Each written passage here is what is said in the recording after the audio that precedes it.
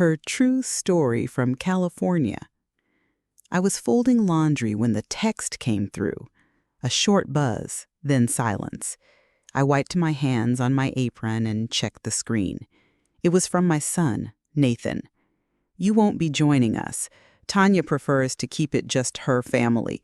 You've already done your part by paying." Just like that. After 3 years of planning, funding, and dreaming about this trip, I was no longer going. I stood still for a moment, holding a folded towel against my chest like a shield. The TV was playing some home improvement show in the background, but I couldn't hear it anymore. My ears rang with that single sentence. I had booked the villa, a beautiful stretch of oceanfront on the Big Island. I had coordinated the car rentals, ordered custom snacks for the grandkids with their names in bright cartoon fonts, even arranged for Tanya's mother to get a special chair cushion for her bad back. I had done everything, except apparently earn a seat on the plane. I texted back only one word: understood.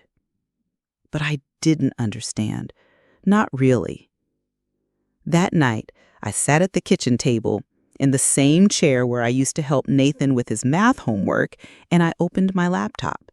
The Hawaii family trip folder blinked at me from the desktop. Inside, there were spreadsheets, checklists, confirmation emails. I scrolled past it and clicked the tab for my bank. The account was still there, just under $22,000 spent, all of it from me. They were leaving in less than 48 hours. I had a lavender candle ready to bring with me. James, my husband, used to light one every time we sat on the beach together. He said the scent made the stars feel closer. After he passed, I'd promised myself I'd take the family back there to share what he loved, to remember him. I imagined the kids barefoot in the sand, the ocean behind us, all of us lighting candles in his memory. That's what I'd built toward. That's what I thought family meant. Instead, I was told I had done my part. What did that mean? That I was the wallet now? The bank? I scrolled back up and clicked on the travel account settings. There was a button. Freeze all transactions. My finger hovered. I didn't click. Not yet. I waited for a phone call, a second message, an explanation. Nothing came. The next morning, I called Carol. She and I volunteer at the library together. She answered on the second ring. I asked her if she had plans for spring. "Not unless someone surprises me with a miracle," she said with a tired laugh. I told her, "I might have a miracle." Then I called Beverly, who once told me her grandkids didn't even know her birthday. Then Frances, who hasn't been to the beach since her husband passed in '93. Then Louise, who teaches Sunday school and brings her husband's photo with her every week like it's a holy relic.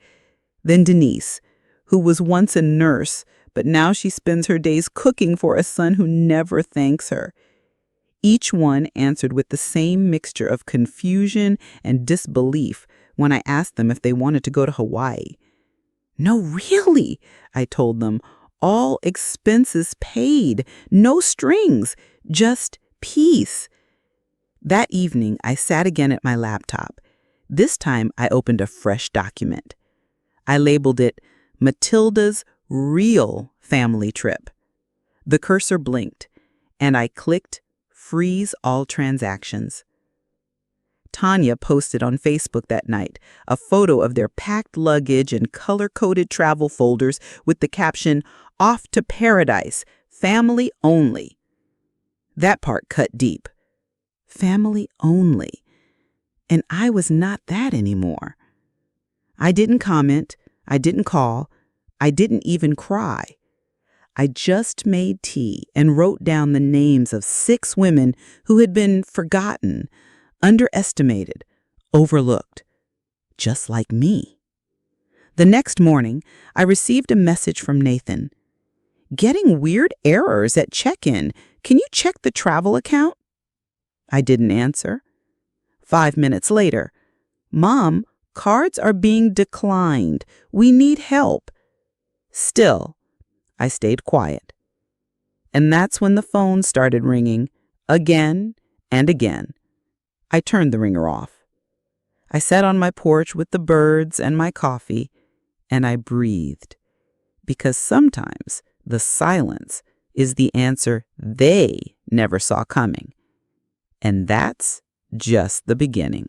By the time noon rolled around, my phone had logged over 40 missed calls.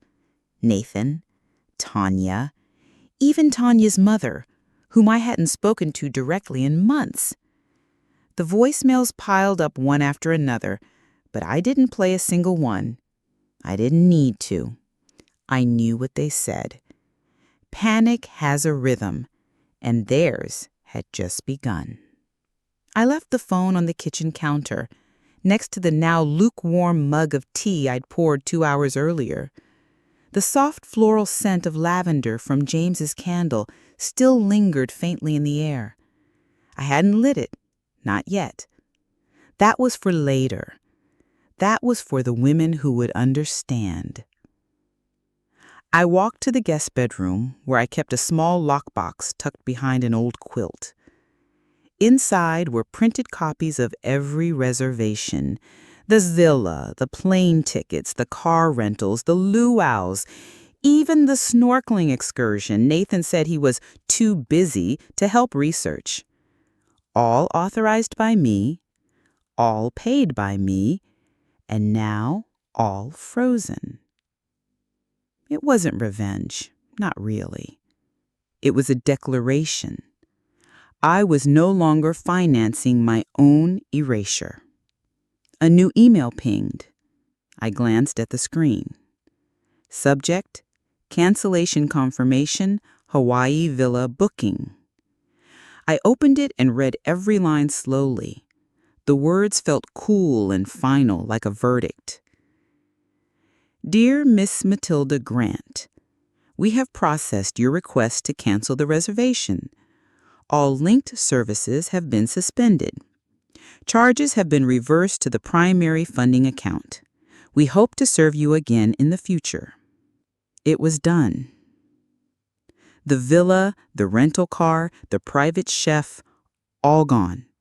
Their paradise had no keys, no beds, no welcome drinks waiting with hibiscus flowers on the rim of crystal glasses. I imagined Tanya standing at the airport desk, confusion turning to irritation, irritation turning to fury. Nathan trying to call, to fix, to salvage. I imagined their kids, my grandkids, watching the chaos, too young to understand betrayal, but old enough to feel it rippled through the adults around them. That's when I felt it. Not satisfaction, not glee, but gravity. Like I had pulled the truth into the light and now had to sit with it. Still, I stayed silent. At 3:37 p.m., Nathan sent a voice message. His tone was different now, lower, more urgent. Mom, I don't know what's going on, but if this is about the text, can we please talk? Not, I'm sorry. Not, we were wrong. Just, can we talk? He was offering discussion in place of apology, a negotiation instead of a reckoning. And I wasn't buying. Not anymore. That evening, I called the travel agent back. Her name was Cynthia, a patient woman who had worked with me for months to ensure every detail was perfect for the original trip. She didn't ask why I was changing everything, but I could hear curiosity in her voice when I said, "New names, same location." This time I gave her the names of 6 women. This time I booked a home, not a house. I want one large table, I told her. We'll eat together every night, and no separate rooms. If someone cries, I want them to be able to hear comfort through the wall. Cynthia chuckled softly. "You're planning something beautiful, aren't you?" "I hope so," I said. After we finalized the details, I pulled a shoebox from the back of my closet. Inside was a photograph of James laughing with his head tilted back, wearing the same ridiculous straw hat he'd bought on our honeymoon. I had saved that photo for this trip, originally for Nathan's family, but now it felt right to take it somewhere it would be seen, admired, treasured. I wrapped the photo in tissue paper and packed it into my suitcase next to a coral-colored dress I hadn't worn since 1998. I didn't know if it still fit. I didn't care. That night, I slept well for the first time in weeks. No pacing, no stomach knots, no whispering hopes for a family that had outgrown the idea of me. In the morning, I poured coffee and sat down to a final email from Nathan. "Look, I get it now. Maybe we messed up. Tanya was stressed. We all were, but the kids are really upset. Can we please just return the money we gave for the trip? At least the part we transferred early. It's been hard, Mom, really. Please." I read it twice, then a third time. My eyes always circled back to the same sentence: return the money we gave. I checked the original payment records again. There was no deposit from them. Not even a dime.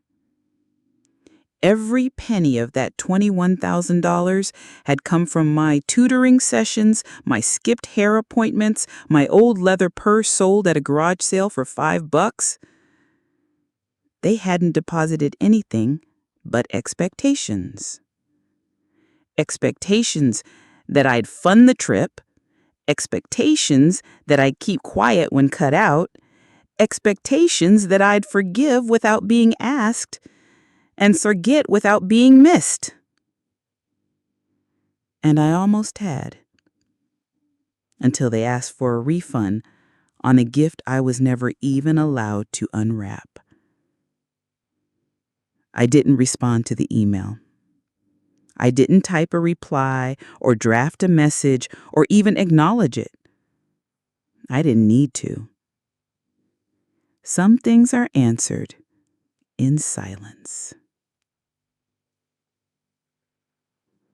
I poured another cup of coffee and wrote a new list, this one titled Women Who Deserve to Be Seen. 6 names at the top and room for more. I wouldn't be guilted back into invisibility. I was planning something sacred. Not a vacation, a reclamation.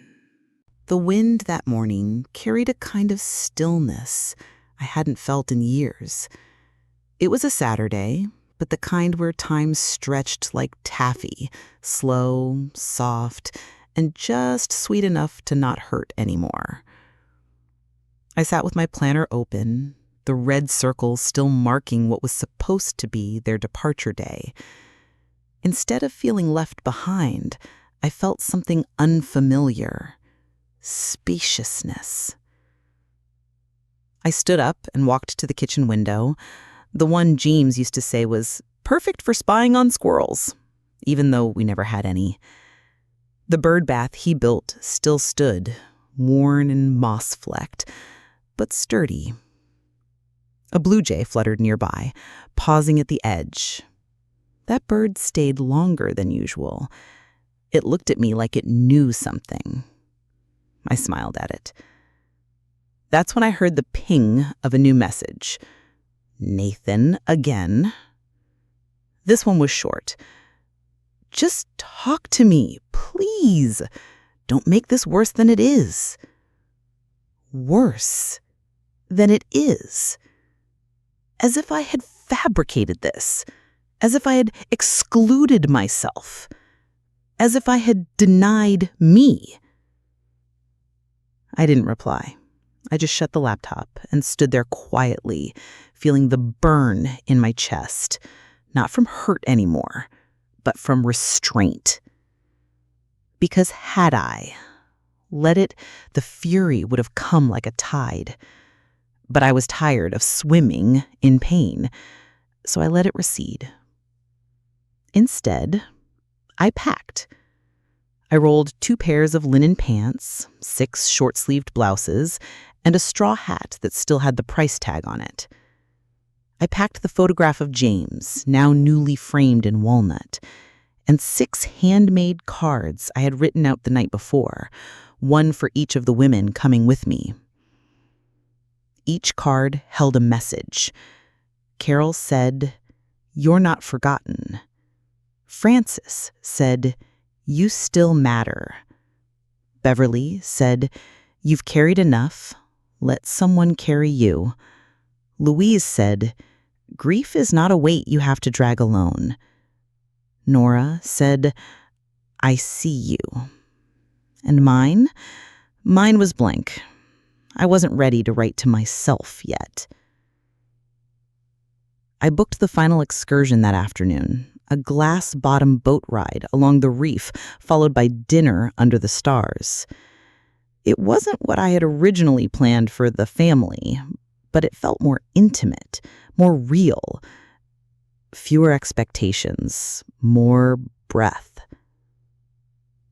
That night, I called each of the women. The conversations were almost identical. "Matilda? Wait, you want to... what?" "To take you to Hawaii," I said. There was always a long pause, then the usual protests. "Oh, honey, I can't. I wouldn't even know what to pack. I haven't been on a plane since 1992. I can't accept that much." But they all said yes in the end. Not out of greed or desperation, but because somewhere in them they realized no one had offered them something without strings in a very long time. I ordered matching sarongs, not as uniforms, but as symbols. Not family-only shirts in bold letters, but soft cotton fabrics with stitched initials at the corner, one for each of us. No hierarchy, just belonging. A few days before we left, I finally opened the last voicemail from Nathan. His voice cracked halfway through. "Mom, I get it now, okay? Maybe we handled things wrong. Tanya was under pressure. We didn't think. But the kids miss you. Olivia keeps asking why Grandma's not coming, and I don't know what to tell her. Please don't let this trip ruin everything." That word again, this trip. As if it had been the storm, not the silence before it. I deleted the voicemail. Then I did something I hadn't done in decades. I wrote in my journal, the one I used to keep before James passed, before Nathan started growing distant, before birthdays felt like obligations instead of celebrations. I wrote, "I am not the villain in this story. I am the narrator, and I've taken back the pen." 2 mornings later, I met the women at LAX. I was the last to arrive, but they were already chatting like they'd known each other for years. Carol wore a floppy sun hat so wide she bumped it against a column. "Guess I'm going full tourist," she said. Beverly had a beach read tucked under her arm and 3 tubes of sunscreen sticking out of her purse. Carol teared up when I handed her the plane ticket. No one's ever done something like this for me, not even my kids. I didn't say much, just hugged her. We boarded the flight, not as women abandoned, but as women reborn. During the flight, I looked down at the sea below us and imagined it whispering, "You did good, girl. You finally stopped asking to be picked." When we landed, the air smelled like promise, like salt and plumeria, and something just beginning. The villa was perched on a bluff overlooking the waves, with wide glass doors that opened to the ocean. We walked in single file, quiet at first, then bursting into laughter when Beverly tripped over her suitcase handle. The table was already set. 6 chairs. I placed James's photo at the head. No one asked me to move it. No one made me explain it. That evening, we sat outside under swaying lanterns. The sky turned pink, then purple, then black. The sea glimmered like a mirror. Frances clinked her glass to Matilda for seeing us. We all raised our glasses, but I didn't drink right away because I realized in that moment I wasn't doing something generous. I was doing something just. That's the difference people often forget. You don't owe others your peace, but you do owe it to yourself. And in that quiet moment, surrounded by women who had also been invisible, I felt not just seen, but whole. On the second morning, I woke early. The air smelled like ocean and roasted macadamia nuts. Carol had already found the snack basket. I wandered out to the patio, barefoot, the stone floor still holding the night's chill. Beverly was already there, a blanket across her lap, her eyes fixed on the sea. "I dreamed last night," she said, not looking at me, "of a house I haven't seen since I was a girl. My father was painting the porch, and I was waiting for him to finish so we could go to the lake." I sat beside her, wrapping my own shawl tighter. "Did he ever finish the porch?" She smiled, sad and soft. "He never finished anything." We didn't talk more after that. Some moments are whole without words. Later that day, we walked the shoreline. 6 women, heads covered in floppy hats, sandals in hand, skirts fluttering against our legs. We stopped when we reached the tide pools. Frances bent down, touched a sea cucumber like it might break. "I haven't touched anything alive in weeks," she whispered. It hit me then. How many of us had spent years surviving but not living, touching nothing soft, holding no one's hand, speaking only when spoken to, like furniture, like wallpaper. This trip wasn't a gift, it was oxygen. At dinner that night, Carol shared something I didn't expect. "My daughter told me I'm too emotional," she said, slicing her grilled mahi-mahi with shaky hands. "She said I weaponize guilt, that just because I'm lonely doesn't mean I'm owed attention." The table fell quiet. Louise reached for her hand. "That's not guilt, that's grief. And grief doesn't make you less worthy. It makes you honest." We raised our glasses again, this time not in toast, but in solidarity. Silent, solemn. That night, I sat with my journal again.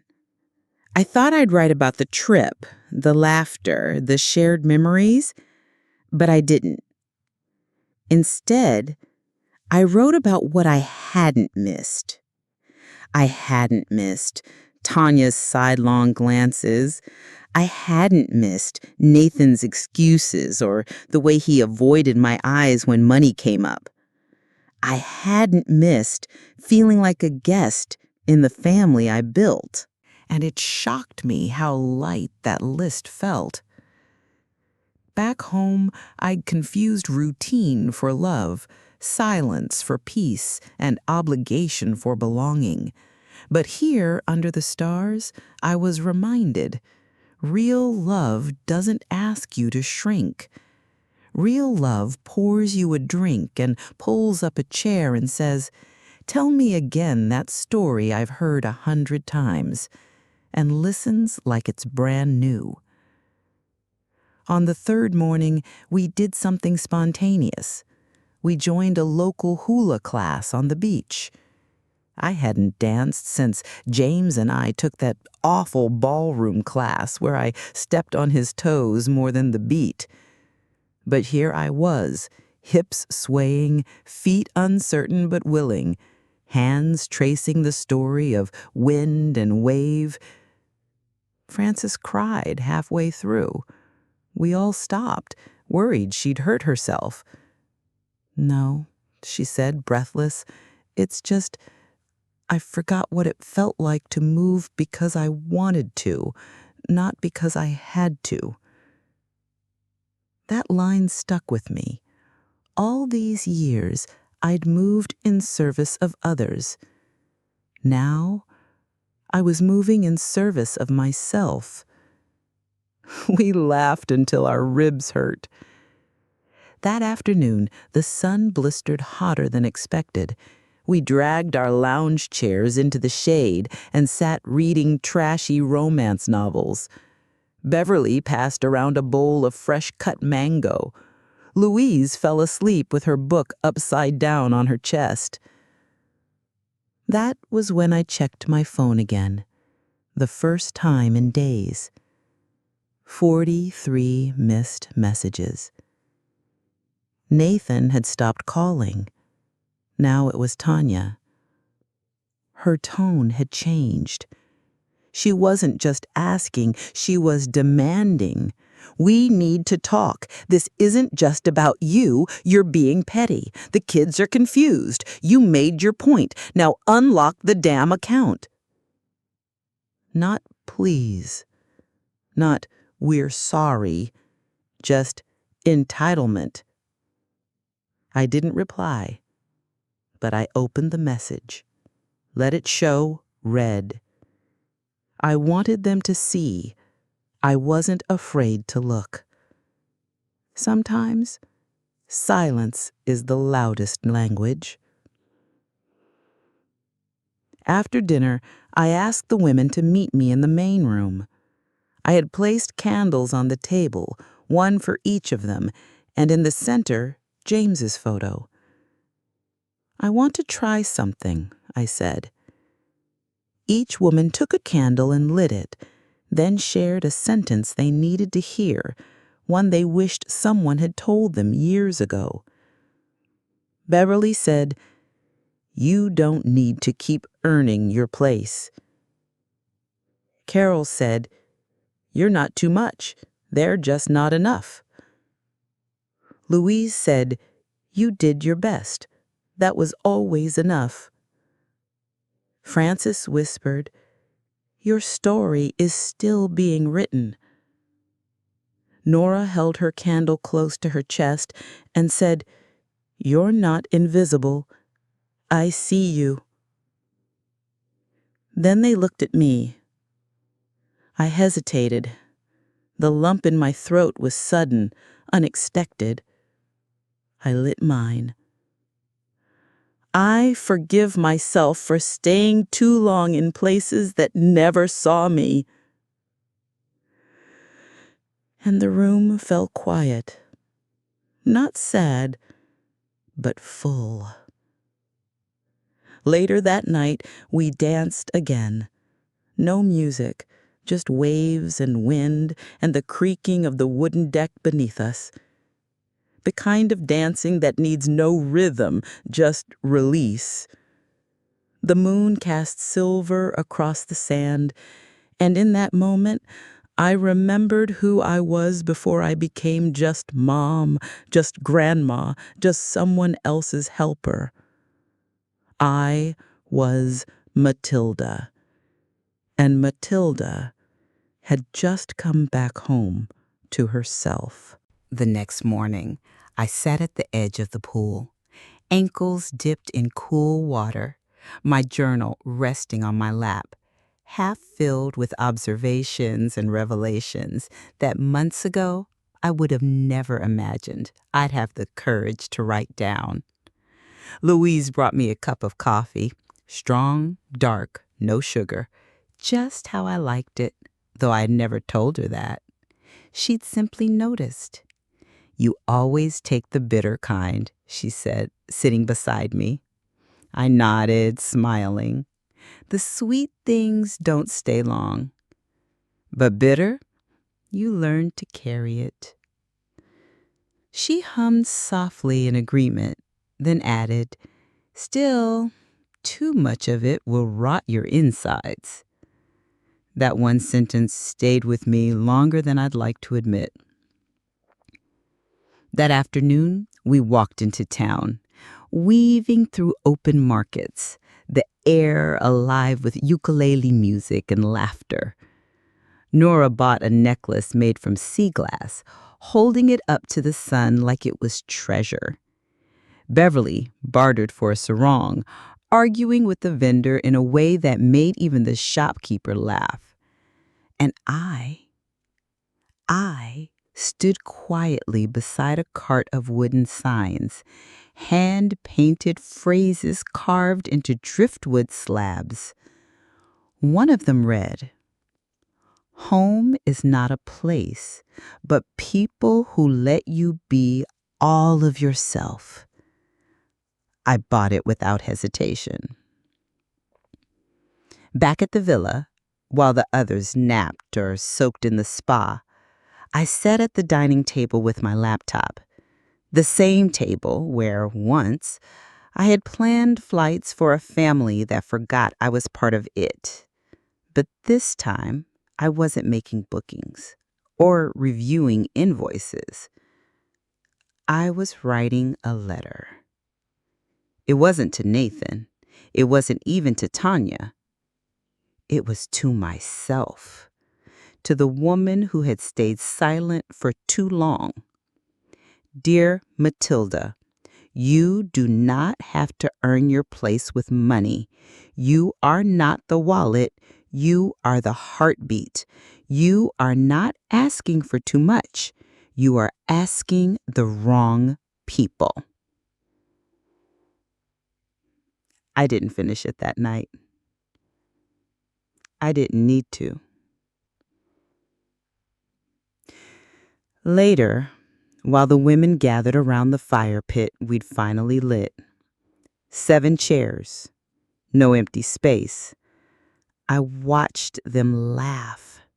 Not in a performative way, not loud or forced, but the deep, genuine laughter of women who were safe, who had nothing to prove, who had finally been chosen.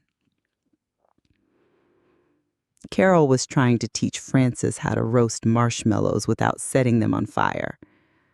Nora was humming something under her breath again, always just on the edge of memory, always beautiful. Louise was sipping wine like it was medicine for the soul. And I sat back and listened, not to the words, but to the comfort in their voices. It was then I received a voicemail from Tanya. Her voice this time has shifted again. Less anger, more desperation. "Matilda, I think we need to talk. Nathan's not doing well. The kids are asking questions. We're home now, but the vacation, well, it didn't go how we planned. Look, I know you're upset, but this went too far. You proved your point, okay? So now what? You're just done with us? Just like that?" I didn't listen to the rest, because the answer was no.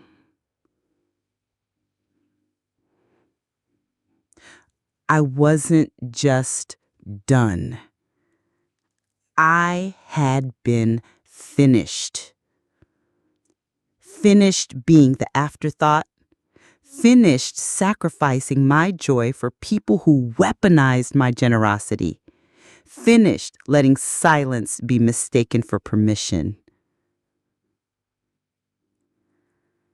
That night, Frances told a story I hadn't heard before. About the day her husband left. He didn't scream, didn't cheat. Just woke up one morning, poured his coffee, and said, "I think I don't love you anymore." And she had replied, "Well, I'll love you enough for the both of us."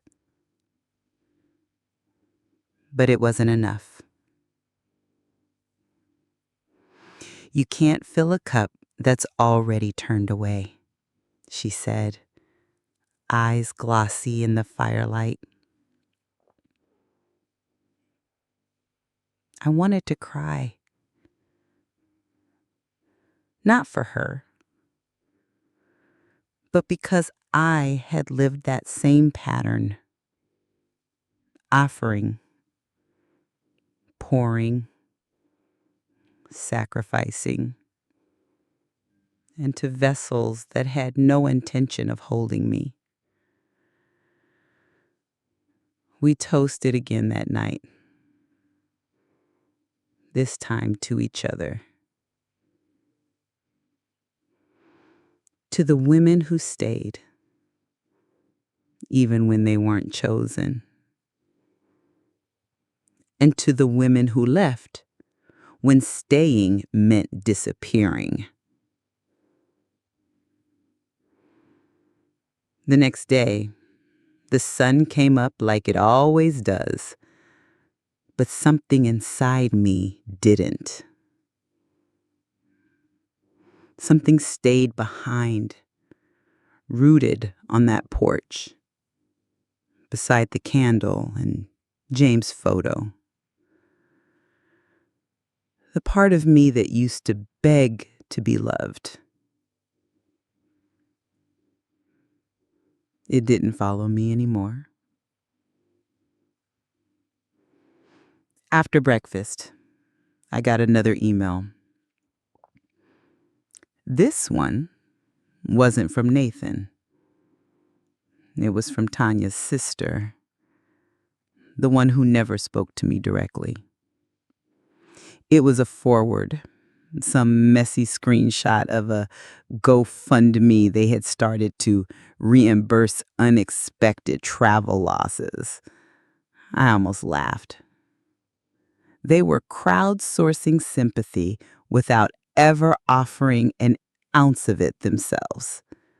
And still, they never said sorry. Not once. Later that evening, I took the wooden sign I had bought in town and hung it on the wall of the villa's living room, right above the big table. Home is not a place, but people who let you be all of yourself. Every woman touched it as they passed. Beverly kissed her fingers and pressed them to the wood. That night, we danced again. No shoes. No music. Just moonlight and bare feet. And the slow rhythm of reclaimed joy. Matilda, the one who had been forgotten, the one who they tried to erase, was finally center stage in her own story. And not because she demanded it, but because she finally stopped asking for permission. The villa was quieter the next morning. Not silent, just restful. The kind of quiet that only arrives after something heavy has been laid down. The kind of quiet that follows truth, not absence. We had breakfast outside as usual. The sea breeze carried the smell of salt and mango, and the coffee was hot enough to warm the fingertips. I looked around the table. Carol was writing in her notebook. Louise was peeling fruit with a butter knife. Beverly was clipping wildflowers into a vase she'd borrowed from the upstairs bathroom. It hit me, this was a family, too. Not of blood, but of choice, of respect, of survival. I hadn't lost a family, I'd left one. There's a difference. Around noon, I received another message. Nathan, again, short, sharper now. Mom, you ignored us. You didn't just pull your money, you sabotaged our whole trip. The kids are upset. We're in debt. If this is your idea of a lesson, congrats, you made your point. And just like that, the guilt tried to crawl back in. That old voice, the one mothers know too well. You went too far. You should have forgiven. You're supposed to be the bigger person. But that voice had been quieted now, not by bitterness, but by evidence. Evidence that silence is not peace, that giving is not the same as being valued, and that being the bigger person doesn't mean being the doormat. So, I didn't reply. Instead, I led a walk down the path to the secluded cove at the edge of the resort. The sand was softer there, untouched. It felt symbolic, starting fresh. Frances brought a seashell she'd found, one she said looked like a heart if you turned it just right. Nora wore a big straw hat that kept flopping over her eyes. We laughed and took pictures, not for posting, just for memory, just for proof. That afternoon, we made a circle in the sand again. No plan, no speech, just presence. One by one, we each shared a memory, not of the people who hurt us, but of the moments we felt most ourselves. For me, it was the time James and I danced barefoot in the garage to no music at all, just the sound of rain hitting the tin roof. Beverly shared a story about nursing her brother through dementia, and the one day he looked at her and remembered her name. She said that one word was more than 1,000 thank yous. Carol talked about a letter she wrote to her son, but never sent. Louise said nothing. She just held up a photo of her as a little girl, smiling, carefree, whole, and said, "I think I'm getting her back." When the sun set, we lit our candles again. 7 small flames glowing against the growing dark. James's photo sat at the center as always, and I placed a shell beside it. A gift from Nora. From one invisible soul to another, she'd said earlier, pressing it into my hand. Thank you for making me feel seen again. I never responded, just held her close. That night, we cooked together. Frances made fish with coconut rice, Louise burned the bread, Nora spilled the wine, and we all laughed, not just with our mouths, but with our whole chests. That kind of laugh that makes you feel like you belong again. Later, as we cleaned up, I found my phone buzzing on the counter. A video call. Nathan. For a moment, I hesitated. I looked at James's picture. I thought of every late night, every lullaby, every time I had picked up after his messes without being asked, and I declined the call. Seconds later, a text came through. "Mom, Please, the kids want to talk to you." That part broke me, not because I doubted it, but because it was manipulative. He knew I'd cave at the sound of their names.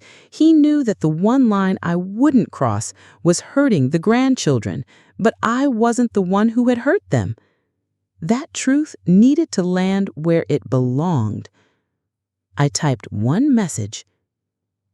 "Tell them I love them, but one day they'll need to learn what it means to love someone back." Then I shut off the phone.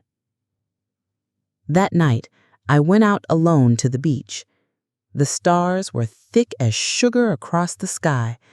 I let my feet sink into the damp sand and listened, not to the ocean, but to my own heartbeat.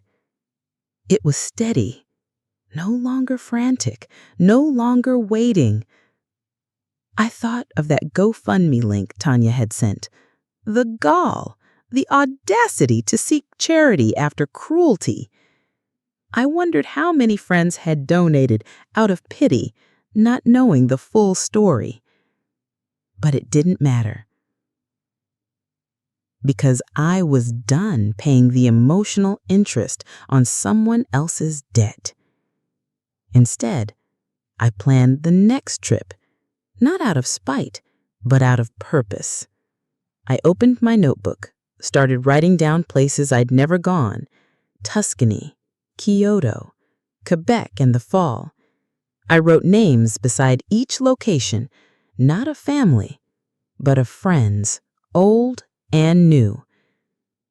Women who deserved a view, a break, a blessing. This time, I wouldn't do it in secret. I'd post it, publicly. Not to shame anyone, but to make sure they knew the Matilda they once ignored was no longer waiting behind the curtain. She was on stage now, and the show had just begun. The morning sun spilled over the balcony like honey, golden and warm, wrapping the villa in the kind of light that made even the floor tiles glow.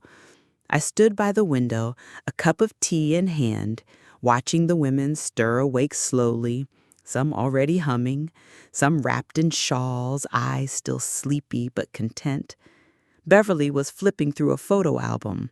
Nora was brushing her hair by the mirror, whispering a hymn under her breath. We had 3 days left, and not one of us wanted to count them down. I checked my phone out of habit, not expectation. Just one message from Tanya. "Nathan is still upset. The kids cried yesterday when they saw the family photo without you. I hope you're proud of how far you went to make your point." I stared at the words, their weight as sharp as any blade, but dull in its intention. There was no apology in it, no ownership, only an attempt to cast the blame back onto me, to rewrite the narrative. I didn't answer. I just deleted it, and I felt lighter. That afternoon, we held a storytelling circle. Each woman brought a small object, something personal, and we took turns sharing what it meant. Frances brought her late husband's pocket watch. It stopped the day he died, but I kept winding it every week, just to pretend we still had time. Beverly held up a cookbook stained with Grady. This belonged to my mother. She taught me to cook, but never how to rest. I'm just now learning. Nora unfolded a tiny paper crane from her wallet. I made this when I was 17. I wanted to be an artist. My father said art was for people who didn't have bills to pay. Then they all looked at me. I reached into my pocket and took out the photo of James, the one I had almost left behind. This was the man who saw me first, before I became a mother, before I became the family manager, the fixer, the planner, the babysitter. He saw me, and I think I forgot what that felt like. No one spoke for a while. The silence was not uncomfortable. It was honoring, sacred. Later, we walked along the cliff edge, where the trail overlooked the bay. We passed families with matching towels and noisy coolers. I didn't envy them. I pitied them if they were still mistaking proximity for love, still taking each other for granted. That night, we built a fire in the pit. Each of us tossed in a scrap of paper with something we wanted to leave behind: fear, shame, silence, guilt. Mine said, being chosen last. As the flames curled and flickered, I looked around and realized something. It wasn't just healing, it was reclamation. It was rewriting. And in that moment, I knew. I was no longer trying to get back to where I had been. I was building something new entirely. The next morning, the resort concierge knocked gently on my door. He handed me a package. Small, elegant. Inside was a handwritten letter and a small silver turtle figurine. The return address said it came from Olivia, my youngest granddaughter. "Grandma, we didn't see turtles, but I drew one on the plane. I hope one day we can go again. I miss your stories. Love, live." I held the figurine tight in my palm. Tears filled my eyes, not of regret, but of remembrance, of what still remained, of what still might bloom. I didn't call Nathan. I didn't message Tanya. But I wrote Olivia a letter. I told her I loved her. I told her stories about the real sea turtles and how they swim slowly, purposefully, always returning to the place they were born, but only if it's safe. And I told her this: you are never too young to learn that love doesn't erase, it includes. I sealed it with a kiss on the corner of the envelope, along with a tiny pressed hibiscus from our dinner table. She may never fully understand it, but maybe one day, when she's older, she'll read it again and feel what I meant. That same evening, I received a friend request from Tanya. No message, no explanation, just a digital extension of an olive branch or maybe a fishing line. I stared at it for a long time. My thumb hovered. Then I closed the app. I didn't need to re-enter a space that had pushed me out. Not now, not anymore. Instead, I brought my chair out to the balcony. The ocean was shimmering like liquid glass. Louise handed me a small notebook, one she'd bought at the resort shop. She said, "Write it all down before the world tries to rewrite it for you." And I did. I started with the candle, then the kitchen table, then the silence, then the first step out of the shadow. I wrote not just for myself, but for anyone who had ever funded a dream they were never allowed to join, for anyone who gave their best and got erased, for anyone who thought they had to stay small to be loved. And with every word, I felt something return. Not from Nathan, not from the past, but from inside. A sense of worth that didn't depend on being included. A sense of peace that didn't require permission. A voice I had long silenced. Until now. The scent of plumeria still lingered in my suitcase when I returned home. My house was just as I'd left it, quiet, still, not mournful, but waiting. I placed my keys on the counter, set my bag down, and walked through each room like someone reclaiming her own space. But it didn't feel lonely anymore. It felt like mine. I went straight to the kitchen and opened the small cupboard above the sink, the one where I used to keep the dream jar. I had washed it out before I left, just a clean old mason jar now. But when I held it, it felt heavier, fuller, like it had absorbed the energy of what it had given me. It had turned dreams into motion, and motion into meaning. I set the jar on the windowsill and smiled. Not every symbol has to be reused. Some are meant to rest once their job is done. There was a single postcard in my mailbox, no name on the back, just a short scribble on the front. You taught me more than you know. Thank you. C. Carol, sweet Carol, who hadn't left her town in 22 years before that trip. I pinned the card on the fridge right next to the faded drawing Nathan made when he was 6. I didn't rip the drawing down. I didn't tear up the memories. I just let both pieces live side by side, what was and what is. The next day, the phone rang. Not a call, a voicemail. Nathan. Hey, Mom, I don't know what to say. I guess I've been thinking about how things played out, and I'm not proud of it. I won't lie, I was angry at first, but now I guess I understand why. I'm sorry, I really am. I just wanted things to be simple. I didn't realize how much I was erasing. He paused. The kids, they keep asking about you. Olivia keeps that turtle you sent next to her bed. I think she misses your bedtime stories more than she lets on. I guess I do too. I didn't call back, not because I hadn't heard, but because I was still listening, to myself first. That evening, I poured a cup of chamomile tea and pulled out the journal I'd started in Hawaii, the one Louise had given me.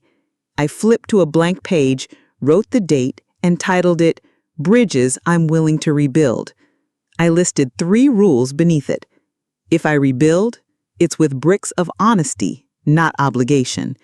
If I forgive, it's without forgetting what I've learned. If I return, it's by my choice, not from guilt. I didn't write Nathan's name. I didn't write Tanya's either. I simply closed the book and let the pages speak for themselves. If they ever reached out again in sincerity, with more than empty gestures and conditional remorse, I would know what to look for. The next morning, I walked to the park near my house. I hadn't been in months. Too many days spent planning, waiting, sacrificing. But now I was there, not for anyone else, just to feel the breeze on my face and watch the ducks drift across the pond. An elderly man sat beside me on the bench, quiet for a long while. Then he said, "You look peaceful." I smiled. "Worked a lifetime to earn it." He chuckled. "Worth the price?" I looked at the sky, pink at the edges from the rising sun. Every cent. We sat there, 2 strangers, not filling the silence, just honoring it. In the days that followed, I began planning another gathering. Not a vacation this time, something closer, a Sunday potluck. I called it the second table for women who always found themselves at the folding table in the back or never invited at all. I sent out the invites with handwritten notes. Bring your stories. Bring your tired feet. Leave your shame at the door. 22 women replied. Some brought casseroles. Others brought nothing but themselves. It didn't matter. We laid out a long table in my backyard. Every chair was the same height. Every plate was the same size. I cooked James' favorite lemon rosemary chicken. Beverly brought sweet tea in mason jars. Nora read a poem. Frances played the harmonica. Carol led a group prayer so moving it brought 3 of us to tears. No one asked, "Whose house is this?" No one whispered, "Why wasn't she invited before?" Because that wasn't the story anymore. The new story was this: we were here, we mattered, and we weren't waiting for anyone else's permission. When the last dish was clean and the final laugh faded into the night air, I stood in my kitchen and felt something shift. not just inside, but around me, as if the very walls of my home had heard my voice and agreed, yes, she's back, not as a servant, not as the invisible glue, but as the heartbeat. Later that week, Olivia sent me a voice memo, just a whisper. Grandma, I saw a turtle in my dream. It waved at me. I think it was yours. I pressed it to my heart. She didn't say I miss you. She didn't have to. And maybe one day, if her parents do the work, if they take off the masks of pride and meet me in truth, I'll welcome them again. But it will be on a different foundation, one built from presence, not performance. Until then, I have my table. I have my circle. I have my voice. And I'm not invisible anymore. A few weeks passed. Spring drifted toward summer, and the air in my California neighborhood warmed with that sleepy, golden feeling you only get when everything slows down. I spent my mornings tending to my small herb garden. Lavender, rosemary, basil, the kind of smells that reminded me of memory, not just food. I had started writing again, not just journal entries, but letters, real letters sealed in envelopes, written in cursive, stamped with little American flags. I wrote to women I'd met on the trip, to others from church, to 2 distant cousins I hadn't spoken to in years, not because I wanted something in return, just because I knew how it felt to be remembered. Then, one afternoon, my phone rang again, but it wasn't Nathan. It was Olivia. Her voice was quiet but brave, the way little girls get when they feel something big and don't quite know what to do with it. Grandma, are you mad at me? I nearly dropped the phone. No, sweetheart, I said, sitting down on the edge of my bed. Why would you think that?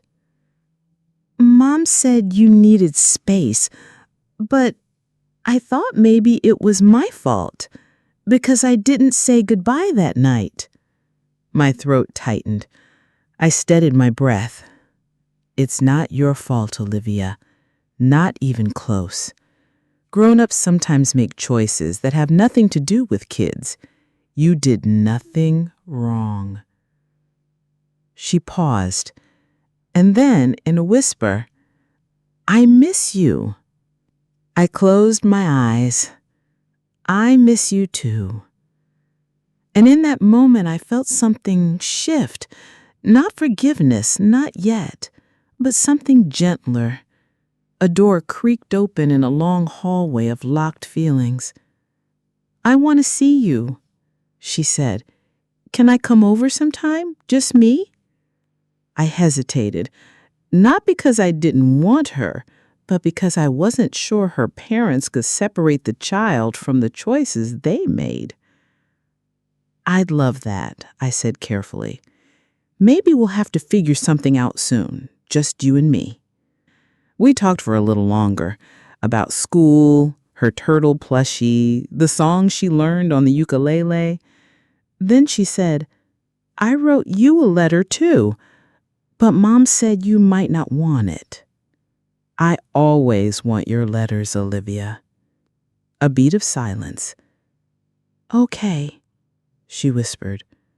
I'll send it anyway. That night, I sat at the table with James's photo and whispered, You'd be proud of her. She's got your quiet strength. And though I knew it would complicate things, I also knew I couldn't let that girl believe she was part of the break when all she had been was caught in the cracks.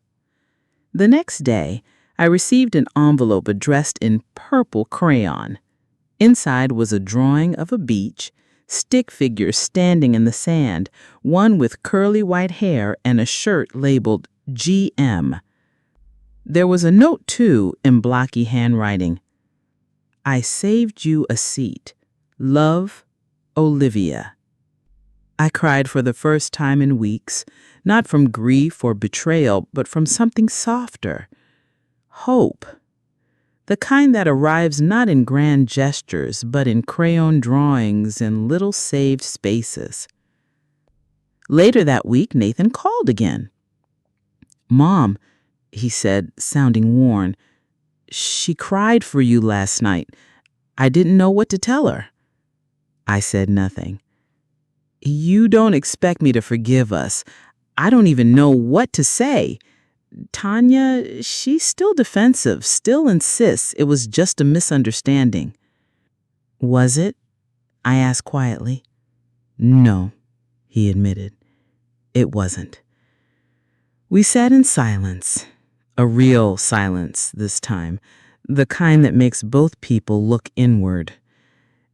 He said, "I've been thinking. I'm not proud of who I became.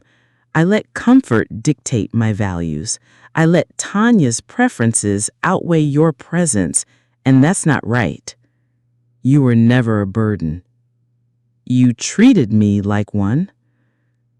I know. I took a breath, then said, "If this is about fixing things for Olivia's sake, don't bother. I've already made space for her." "No," he said, "it's not just about her. It's about me finally seeing what I refused to, that you were the foundation, and we walked across you like a rug." The anger inside me softened, not erased, but rounded by sorrow and recognition. I don't know if we can get back to what we were, but we can start by telling the truth. "I'd like that," he said. "I want to try." And maybe that's what forgiveness starts as. Not a grand return or a family reunion, but a mutual decision to try with honesty as the currency. Still, I wasn't in a hurry. I had a life to tend to. That weekend, I hosted another second table gathering. This time, we made homemade pizzas. Carol brought board games. Beverly shared an old story about her first kiss. Nora brought her guitar and sang a tune that had everyone swaying. And after everyone left, I stood under the stars, barefoot in my yard, and whispered a promise. From now on, I show up for those who see me, not just when they need something, but because they want me there. Then I went inside and started a new letter.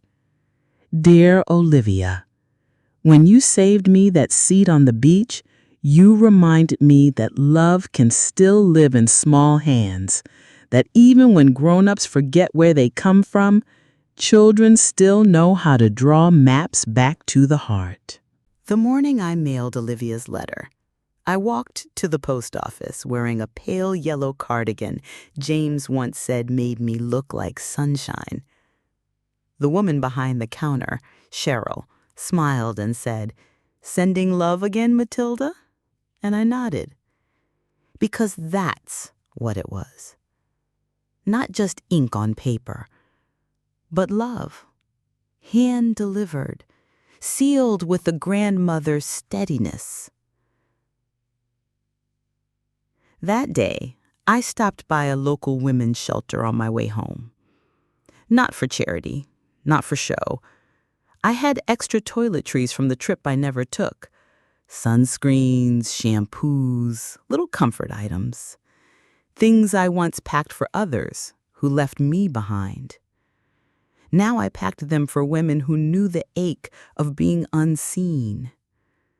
The director, a petite woman named Gwen, hugged me with that firm kind of gratitude that says, "I know you understand." She said, "Your name's been floating around. Some of the ladies here, Denise, Nora, they came back from Hawaii glowing." I chuckled. That sunshine sticks to your soul a while. Gwen leaned in. "We've never seen them like that before." And that's when it hit me. I hadn't just booked a vacation. I had initiated resurrection. I had created space for women to breathe again, to be again. That night, I sat with my notebook and wrote a new list. Next trip, September. The desert retreat. Hot springs, stargazing, silence. For women who'd spent too long in noise they didn't create. Shouting matches, slamming doors, judgment disguised as advice. Carol had already texted, "Count me in, I've got new sandals." I smiled. 2 days later, Tanya emailed me. The subject line was simply, "Olivia's birthday?" I paused before opening it. My chest tightened slightly. But I was past fear. I was in the realm of boundaries now. If Olivia truly wants me there, I'll be there, with no expectations beyond her smile.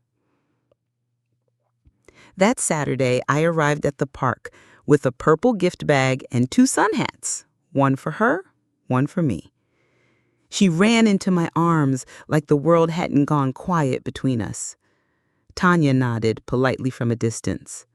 I didn't need more than that. As the kids played, Olivia leaned in and whispered, "I told my friend you were the real grandma."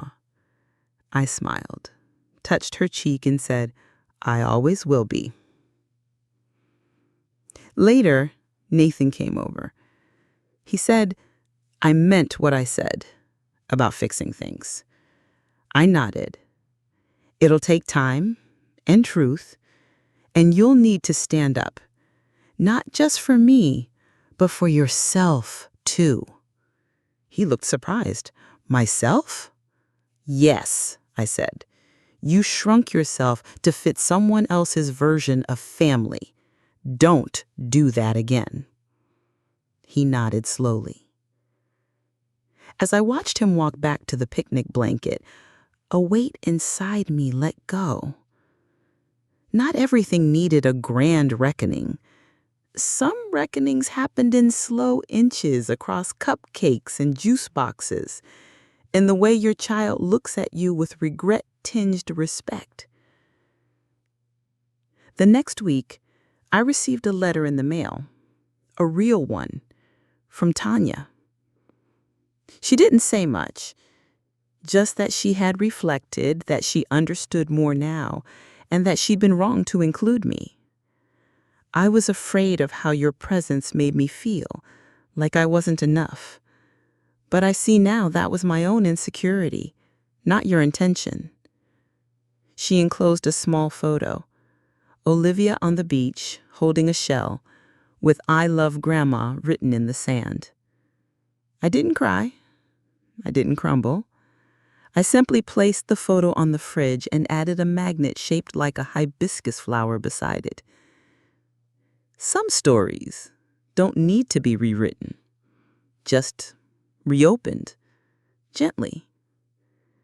And maybe, just maybe, Olivia's drawing was right all along. I did have a seat in this family. It just took me standing up and stepping back to finally see where it belonged.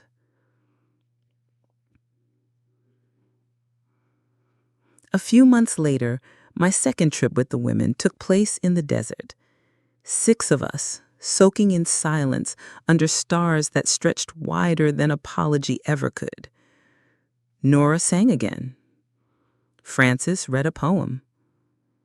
Carol toasted to women who packed light and left the weight behind. I raised my glass and said, "To the ones who remember us, not for what we gave, but for who we were." The women clinked their glasses. No one said a word for a while. We didn't need to. The sound of healing is often silence. And as I sat there, wrapped in a shawl Beverly had knitted for me, I realized something. I didn't lose a family. I uncovered a new one. One built not by blood, but by choice. One that didn't just accept my stories, but amplified them. That night, I sat under the stars with James's photo in my lap and whispered, "They forgot me, but I remembered myself. And now, I'm unforgettable." If this story found a home in your heart, don't forget to like and subscribe, because every woman deserves to be heard, remembered, and held.